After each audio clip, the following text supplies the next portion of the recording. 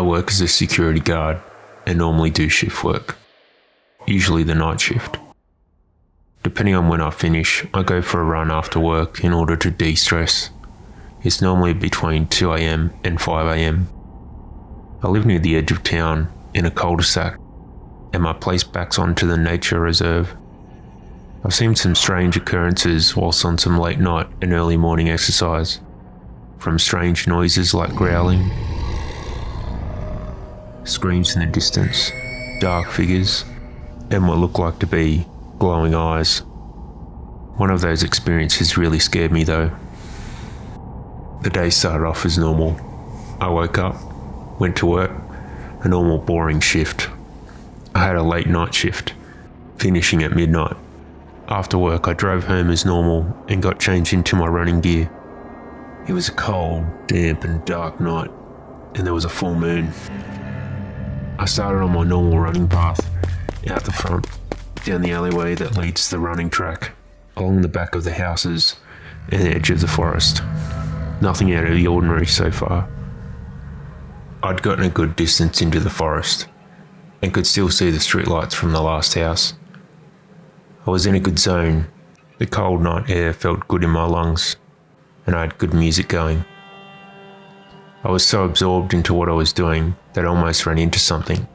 I was able to slow down and stop myself, but what I saw gave me chills.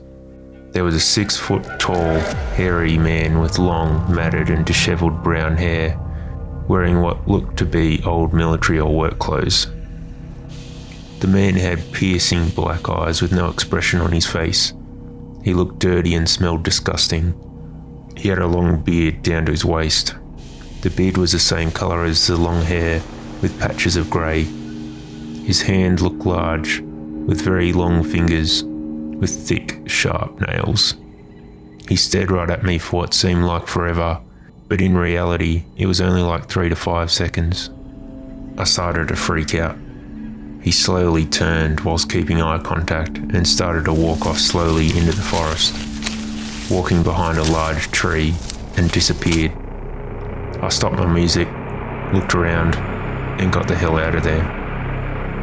When I got back to the house, I immediately locked the doors and sat down, my mind racing. I had a feeling I should never have gone for that run. Something wasn't right. I could feel a knot in the pit of my stomach. After sitting and trying to get my head around what just happened, and debating with myself about whether I had imagined it, I heard a constant slow tapping on the glass back door.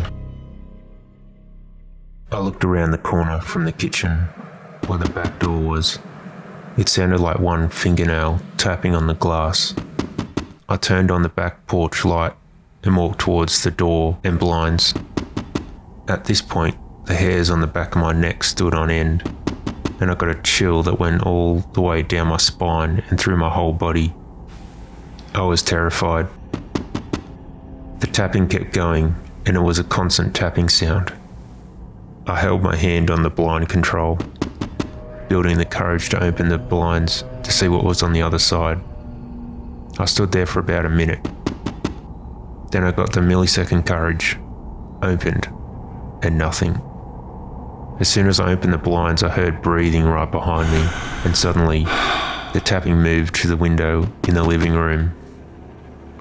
I flung myself around to see what was behind me. Nothing. There was nothing behind me.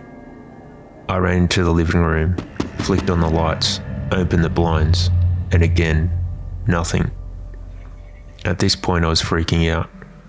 What the hell was going on? Now the tapping was coming from the front door. I ran to the hallway, flicked on the light, opened the blinds, and nothing. This time the breathing was right next to my right ear, and a deep, gravelly voice said, "Open the door." I froze. I couldn't move. The breathing continued, and I slowly turned, and nothing. I was terrified.